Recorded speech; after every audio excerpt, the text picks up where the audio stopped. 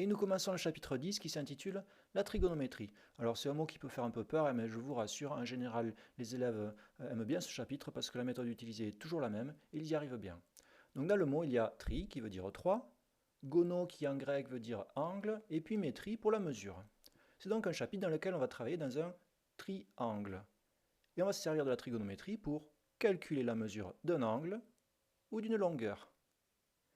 Les notions trigonométriques sont très utiles pour calculer ce qu'on appelle les distances inatteignables, c'est-à-dire des distances qu'on ne peut pas mesurer avec des instruments de mesure conventionnels. Et un des premiers à avoir utilisé ces notions, c'est le grec Hipparque qui, plus d'un siècle avant Jésus-Christ, s'en est servi pour calculer la distance Terre-Lune et la distance Terre-Soleil. Donc on est d'accord qu'à l'époque, ils ne pouvaient pas mesurer ces distances avec les moyens qu'ils avaient à disposition. Évidemment, aujourd'hui, on a des instruments de mesure beaucoup plus perfectionnés, mais la trigonométrie est encore très utile et elle fonctionne très bien. Ensuite, il faut que vous gardiez à l'esprit que dans ce chapitre, nous allons toujours travailler dans le triangle rectangle.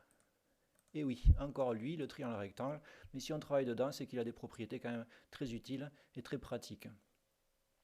Et la première chose qu'on va faire à chaque fois, c'est nommer les côtés du triangle rectangle. Donc, un de ces côtés s'appelle l'hypoténuse, ça vous le savez déjà. Et puis les deux autres côtés vont se nommer côté opposé et côté adjacent. Alors il faut faire très attention parce que ces deux noms, côté opposé et côté adjacent, ne vont pas être attribués toujours au même côté. Ils vont être attribués en fonction de l'angle à partir duquel on se place pour regarder les côtés. On va prendre un exemple. D'abord, sur le triangle de gauche. Donc on commence par placer l'hypoténuse, c'est le côté le plus long, vous le savez, qui est placé en face de l'angle droit. Donc je mets un petit h pour hypoténuse.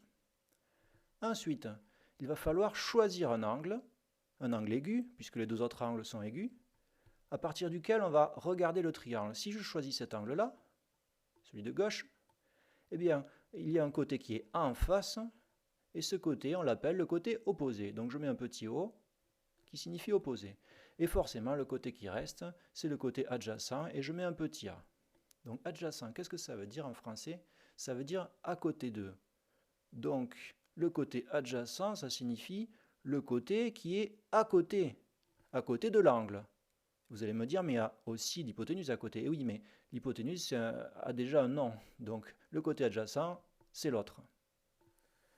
Ensuite, on va faire un deuxième exemple parce qu'on n'était pas obligé, évidemment, de considérer l'angle aigu de gauche. On aurait très bien pu considérer l'angle aigu qui est ici en haut.